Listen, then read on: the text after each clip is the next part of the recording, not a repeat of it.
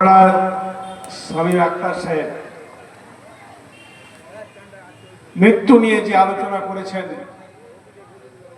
তা সত্যিই যদি আমাদের মনে দাগ কাটত তাহলে আমরা কোনো পাপাচার কাটতে পারতাম না। আজকে পৃথিবীর 800 কোটি মানুষ, 800 কোটি মানুষের বিভিন্ন ধর্মের মানুষ আছে।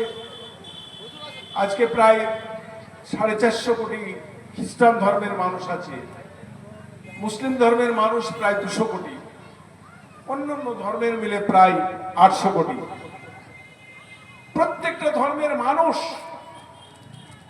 কুল্লু নাফসিন যায়কাতুল মাউত এর উপর বিশ্বাস করে।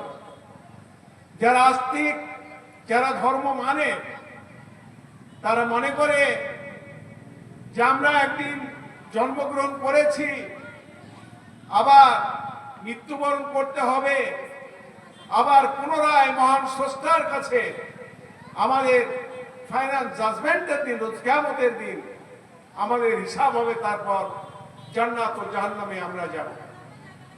আজকে খ্রিস্টান ধর্মেও এই তাদের চিন্তাধারা আছে।